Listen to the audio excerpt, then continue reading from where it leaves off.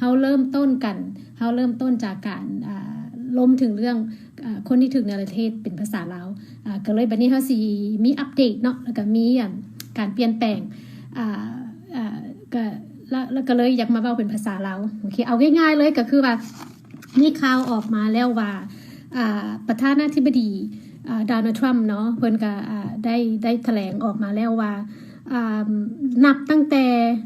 เดือน7เดือนกรกฎาคมวันที่9ซึ่งมื้อนี้มันเป็นวันที่10แล้วเนาะแล้วตั้งแต่เมื่อวานนี้เดือน9บ่แม่นเดือน7วันที่9ประเทศอเมริกาจะเลิกเอาบ่ออกวีซ่าให้วีซ่าที่เอิ้นว่า B1 B2 หรือว่า A3 กับ G3 เนาะอันนี้ต้องเข้าไปเบิ่งอีกเทื่อนึงว่าวีซ่าเรานี่มันเป็นมันหมายความว่ามันเป็นวีซ่าชนิดใดหรือแบบใดแต่ว่าตามที่อ่านข่าวเบิ่งหั่นอันนี้สิเป็นวีซ่าที่ออกให้บรรดานักการเมืองหรือว่าที่อยู่เมืองลาวเนาะแล้วก็ครอบครัวแน่แล้วก็ผู้ใดที่ว่าเฮ็ดเวียกให้กับรัฐบาลบ่ซินะแล้วก็เป็นวีซ่าที่สหรัฐอเมริกาสิบ่ออกให้แล้วเนาะอันนี้บ่ได้เกี่ยวกันกับวีซ่าที่ว่ามีครอบครัวสปอนเซอร์เอามาหรืออันนี้บ่เกี่ยวกันโอเคอันนี้สิเป็นแค่วีซ่าสำรองวีซ่า B1 B2 A3 กับ G3 ที่ออกให้นักการเมืองหรือว่าพลเมืองที่เฮ็ดเวียกให้กับรัฐบาลโดยเฉพาะเนาะแบบว่าบ่ให้ไผเลยบ่ให้เลยแล้วจะมี2ประเทศที่สหรัฐอเมริกาเดี๋ยวนี้ถือว่าเป็นการลงโทษว่า sanction เป็นการลงโทษก็คือเป็นประเทศพม่าแล้วก็ประเทศลาวสบายดีพี่น้องหอมซาดก็มื้อนี้ก็แต่พระเจ้าครับลืมข้าพเจ้าเห็นแล้วน่าละอายใจที่สุดที่พระเจ้าเป็นคนแบบนี้มันก็สมควรแล้วคันพระเจ้าสิเฮ็ดจังซั่นก็มันก็บ่ต่างหยัง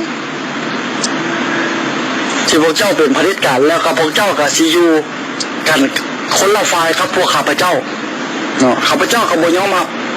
ว่าถึงพวกเจ้าจะไปอยู่ประเทศเสรีแต่พวกเจ้าใจพวกเจ้าดัวมากหัวใจของพวกเจ้าเป็นคอมมิวนิสต์เป็นเผด็จการมากหัวใจของพวกเจ้ามักระบอบเผด็จการแต่ตัวของเจ้าไปอยู่ประเทศเสรีอยู่แทนที่จะเอาความคิดเสรีแทนที่สิออกมาต่อต้านการคดขี่ข่มเหงแต่พวกเจ้าให้การต้อนรับให้การสนับสนุนให้การเสิร์ชสู้พวกคอมมิวนิสต์ข้าพเจ้าละอายใจแทน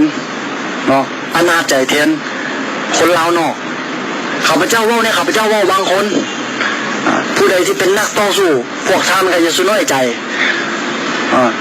พวกใดที่เป็นขี้ข้ามาไส้พวกฮับไส้เผด็จการจะขอให้มันเฮ็ดไปพี่น้องพวกนี้มันบ่พบกับแสงสว่างหรอกมันสิพบกับจุดมืดและก็จุดดับของพวกมันพี่น้องข้าพเจ้าขอสาบแช่งพวกที่ให้การสนับสนุนพวกเผด็จการเนี่ยเนาะขอฝากคลิปนี้ไปฮอดแคนาดาไปฮอดอเมริกาเด้อพี่น้องไผก็แล้วที่อยู่ทั้งนอกแต่ว่ามีหัวเขาเป็นคอมมิวนิสต์ที่มีหัวใจเป็นคอมมิวนิสต์